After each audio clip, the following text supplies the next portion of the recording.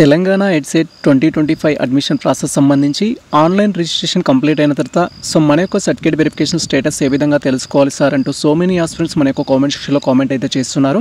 And ఈ వీడియోలో మనకు సంబంధించి ఎవరైతే ప్రజెంట్ బీఈడీ సర్టిఫికేట్ వెరిఫికేషన్ కోసం రిజిస్టర్ చేసుకొని అండ్ మీ యొక్క డాక్యుమెంట్స్ అప్లోడ్ చేసిన ఆస్పిరెంట్స్ ఉన్నారో మీ యొక్క సర్టిఫికేట్ వెరిఫికేషన్ కంప్లీట్ అయిందా లేదా, సో వెరిఫికేషన్ అయిందా లేదా, పెండింగ్లో ఉందా, అప్రూవ్డ్ అయిందా లేదా, మీరు ఏ మెథడాలజీకి ఎలిజిబుల్ అవుతారు, అది ఏ విధంగా తెలుసుకోవాలి అనే టాపిక్ గురించి ఈ వీడియోలో మనం డీటెయిల్గా అయితే తెలుసుకుందాం. Welcome to the masters education. నేను మీ సత్య. ప్రజెంట్ వచ్చేసి మనం తెలంగాణ ఎడ్సెట్ 2025 అడ్మిషన్ ప్రాసెస్ సంబంధించిన అఫీషియల్ వెబ్సైట్లో అయితే ఉన్నాం. అండ్ ఈ యొక్క అఫీషియల్ వెబ్సైట్ లింక్ అయితే నేను డిస్క్రిప్షన్లో ఇచ్చేస్తాను. వన్స్ మీరు లింక్ అనేది ఓపెన్ చేసినట్లయితే మన యొక్క సిస్టమ్ స్క్రీన్ కానీ మొబైల్ స్క్రీన్ కానీ ఈ విధంగా అయితే డిస్ప్లే అవుతుంది. అండ్ ఆ తర్వాత మీరు స్క్రీన్ అనేది స్క్రోల్ చేసినట్లయితే సో మనకి ఈ విధంగా అయితే డిస్ప్లే అవుతుంది. ఇన్ కేస్ మీరు మొబైల్ యూజ్ చేస్తున్నట్లయితే మీ యొక్క మొబైల్లో డెస్క్టాప్ సైట్ అనేది ఎనేబుల్ చేసుకోండి. సో డెస్క్టాప్ సైట్ ఎనేబుల్ చేసుకోవాలంటే మీకు ఇక్కడ రైట్ సైడ్ కార్నర్లో త్రిబుల్ డాట్స్ అయితే ఉంటాయి. ఫస్ట్ త్రిబుల్ డాట్స్ పైన క్లిక్ చేయాలి. అండ్ వన్స్ మనం త్రిబుల్ డాట్స్ పైన క్లిక్ చేసి స్క్రీన్ అనేది ఇలా స్క్రోల్ చేసినట్లయితే మనకి ఇక్కడ డెస్క్టాప్ సైట్ అనే ఒక ఆప్షన్ అయితే ఉంటుంది. ఇక్కడ చూపిస్తున్న విధంగా మీరు ఆ యొక్క ఆప్షన్లో టిక్ మార్క్ అనేది చేసుకోవాలి. వన్స్ మీరు టిక్ మార్క్ చేసుకుంటే స్క్రీన్ అనేది చాలా కంఫర్టబుల్గా ఉండడంతో పాటు మీకు సంబంధించిన బీఈడీ అడ్మిషన్ ప్రాసెస్ అనేది మొత్తం మొబైల్ ద్వారా కంప్లీట్ చేసుకోవడానికి అయితే ఛాన్స్ ఉంటుంది. అండ్ ఆ తర్వాత మనకి ఇక్కడ రిజిస్టర్ ఇయర్ అనే ఆప్షన్ అయితే ఉంటుంది. ఈ ఆప్షన్ పైన మనం క్లిక్ చేయాలి. వన్స్ మనం రిజిస్టర్ ఈ ఆప్షన్ పైన క్లిక్ చేయగానే నెక్స్ట్ ట్యాబ్లో మీకు సంబంధించిన ఎడ్సెట్ యొక్క హాల్ టికెట్ నెంబర్, ర్యాంక్ అయితే ఎంటర్ చేసి లాగిన్ కమ్ అనేది చెప్తుంది. సో మీరు రిజిస్ట్రేషన్ చేసుకున్నప్పుడు ఏ యొక్క హాల్ టికెట్ నెంబర్, ర్యాంక్ అయితే కన్ఫర్మ్ చేసుకున్నారో ఆ డీటెయిల్స్ అనేది కన్ఫర్మ్ చేసుకొని లాగిన్ పైన క్లిక్ చేయాలి. Hall ticket number, rank confirm చేసుకొని లాగిన్ పైన క్లిక్ చేయగానే నెక్స్ట్ ట్యాబ్లో ఈ విధంగా మన యొక్క పాస్వర్డ్ అయితే అడుగుతుంది. మీరు ఆన్లైన్ రిజిస్ట్రేషన్ చేసుకున్నప్పుడు ఏ పాస్వర్డ్ అయితే ఇవ్వడం జరిగిందో ఆ పాస్వర్డ్ అనేది కన్ఫర్మ్ చేసుకొని లాగిన్ పైన క్లిక్ చేయాలి. ఇన్ కేస్ మీరు పాస్వర్డ్ మర్చిపోతే ఇక్కడ ఫర్గాట్ పాస్వర్డ్ అనే ఆప్షన్ అయితే ఉంటుంది. ఈ ఆప్షన్ పైన క్లిక్ చేసి మీరు పాస్వర్డ్ అయితే రికవరీ చేసుకోవాలి.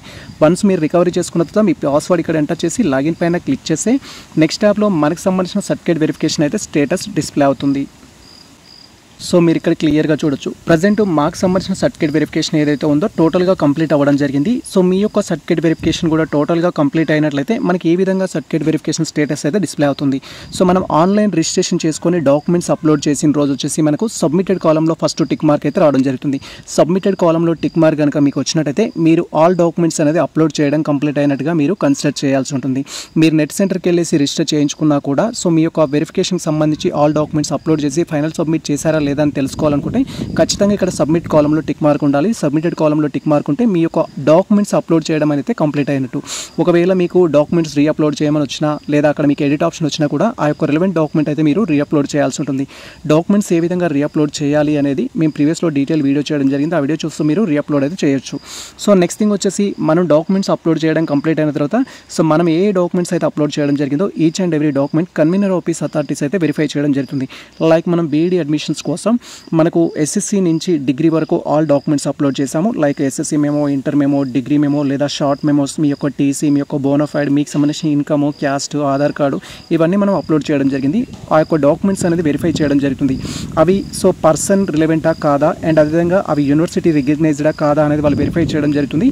అలా మనం అప్లోడ్ చేసిన డాక్యుమెంట్స్ అనేది వాళ్ళు వెరిఫైడ్ చేసినట్టయితే వెరిఫైడ్ కాలంలో కూడా టిక్ మార్క్ అయితే రావడం జరుగుతుంది. సో మీకు వెరిఫైడ్ కాలంలో కనుక టిక్ మార్క్ వచ్చినట్టయితే మ్యాక్సిమం మీకు ఎటువంటి ప్రాబ్లం లేదు అని అర్థం. సో మనం అప్లోడ్ చేసిన కాడ నుంచి ఎంత టైం పట్టొచ్చు సార్ వెరిఫై చేయడానికని మీరు క్వైరీ చేసినట్టయితే యాజ్ పర్ స్కెడ్యూల్ ప్రకారం మనకు 21st నుంచి వెరిఫికేషన్ ఈ యొక్క డాక్యుమెంట్స్ రిజిస్ట్రేషన్ స్టార్ట్ కావడం జరిగింది. 31st జూలై వరకు అయితే మనకు ఆన్లైన్లో అప్లోడ్ చేయడానికి అవకాశం ఇచ్చారు. అంటే 31st జూలై వరకు మనకు సంబంధించిన వెరిఫికేషన్ అప్డేట్ అనేది కొంతమందికి వస్తుంది, కొంతమందికి రాదు. మీరు టెన్షన్ పడాల్సిన అవసరం లేదు. మీకు ఇంకా సబ్మిటెడ్ కాలంలో టిక్ మార్క్ ఉన్నా కూడా మీరు ఎటువంటి టెన్షన్ అయితే తీసుకోవాల్సిన అవసరం లేదు. 31st జూలై 2025 దాకా మనం ఆన్లైన్ రిజిస్ట్రేషన్ చేసుకోవడానికి అవకాశం ఉంది. వన్స్ రిజిస్ట్రేషన్ చేసుకోవడం కంప్లీట్ అయిన తర్వాత మనకు 1 ఆగస్టులో కానీ 2 ఆగస్టులో కానీ మీకు సంబంధించిన వెరిఫికేషన్ మొత్తం అందరి స్టూడెంట్స్కి కంప్లీట్ అయినట్టుగా మనకైతే చూపించడం జరుగుతుంది. ఈ విధంగా మీకు సెకండ్ స్టెప్లో వెరిఫైడ్ అనేది రావడం జరుగుతుంది. వెరిఫికేషన్ చేసే ప్రాసెస్లో కనుక మీరు ఏమైనా డాక్యుమెంట్స్ని రాంగ్ అప్లోడ్ చేసినా లేదా క్లియర్గా అప్లోడ్ చేయకపోయినా ఇర్రిలవెంట్ డాక్యుమెంట్స్ అప్లోడ్ చేసినా కూడా వాళ్ళు మనకి ఎడిట్ ఆప్షన్ అయితే ఇవ్వడం జరుగుతుంది. దాన్ని మీరు ఎడిట్ చేసుకోవచ్చు. అండ్ ఆ తర్వాత ఇక్కడ మనకు అప్లోడ్ అనే ఆప్షన్ అయితే ఉంటుంది. మీకు సంబంధించిన డాక్యుమెంట్స్ అన్ని పర్ఫెక్ట్గా ఉన్నట్లయితే సో అప్లోడ్ వచ్చినట్లయితే మీకు ఇంకా ఎటువంటి ప్రాబ్లం లేదు. ఫైనల్గా మీరు వెబ్ ఆప్షన్స్ పెట్టుకోవడానికి ఎలిజిబులా కాదా అనేది తెలుసుకోవాలి. సో ఇలా మీరు స్క్రీన్ అనేది స్క్రోల్ చేసినట్లయితే మనకు క్యాండిడేట్ సంబంధించిన బేసిక్ ఇన్ఫర్మేషన్ అయితే డౌన్లోడ్ డిస్ప్లే అవుతుంది. సో మీకు టోటల్గా అప్రూవ్డ్ వస్తేనే బేసిక్ ఇన్ఫర్మేషన్ అనేది డిస్ప్లే అవుతుంది. అదర్వైజ్ మీకు వెరిఫైడ్ కాలంలో ఉన్నట్టయితే ఎటువంటి అదర్ ఇన్ఫర్మేషన్ రాదు. ఇఫ్ వెరిఫైడ్ కాలంలో టిక్ మార్క్ ఉన్నప్పుడు కొన్నిసార్లు మనకు రీమార్క్స్ కానీ రీఅప్లోడ్ ఆప్షన్ కానీ రావచ్చు. మీరైతే మీ యొక్క డీటెయిల్స్ ద్వారా లాగిన్ అయ్యి మీ స్టేటస్ అయితే తెలుసుకోవాలి. లైక్ సబ్మిటెడ్ కాలంలోనే ఉందా ఇంకా, లేదా వెరిఫైడ్ కాలంలో ఉందా, అప్రూవ్డ్ కాలంలో ఉందా. అప్రూవ్డ్ కాలంలో ఉంటే మీ ఇన్ఫర్మేషన్ ఏమేమి వచ్చిందనేది తెలుసుకోవాలి. స్క్రీన్ అనేది స్క్రోల్ చేసినట్టయితే బేసిక్ ఇన్ఫర్మేషన్లో క్యాండిడేట్ యొక్క నేము, క్యాండిడేట్ యొక్క ఫాదర్ నేము, క్యాండిడేట్ యొక్క డేట్ ఆఫ్ బర్త్, క్యాండిడేట్ యొక్క జెండర్ అయితే డిస్ప్లే అవుతుంది. ఈ థింగ్స్ అన్ని పర్ఫెక్ట్గా ఉన్నాయా లేదా అని అయితే ఒకసారి వెరిఫై చేసుకోవాలి. ఇన్ కేస్ మిస్టేక్స్ ఉన్నట్టయితే మీరు హెల్ప్ లైన్ నెంబర్కి కాల్ చేయడం కానీ మెయిల్ చేయడం కానీ చేసినట్టయితే మీ డీటెయిల్స్ అనేది వాళ్ళు కరెక్షన్ చేయడం జరుగుతుంది.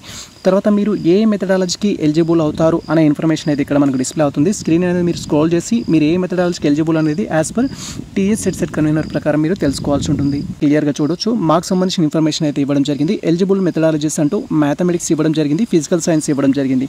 సో మ్యాథమెటిక్స్కి ఎవరు ఎలిజిబుల్ అవుతారు అంటే మీ యొక్క డిగ్రీలో వన్ ఆఫ్ ది సబ్జెక్ట్గా మ్యాథ్స్ ఉన్నట్టయితే మీరు మ్యాథమెటిక్స్కి ఎలిజిబుల్ అవుతారు.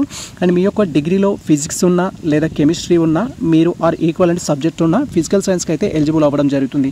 సో నేను ప్రీవియస్లో ఆల్రెడీ డీటెయిల్ వీడియో చేయడం జరిగింది మెథడాలజీకి సంబంధించి. ఫర్దర్గా నేను క్లారిటీ ఇస్తాను మీకు సంబంధించి వెబ్ ఆప్షన్స్ పెట్టుకునేటప్పుడైతే.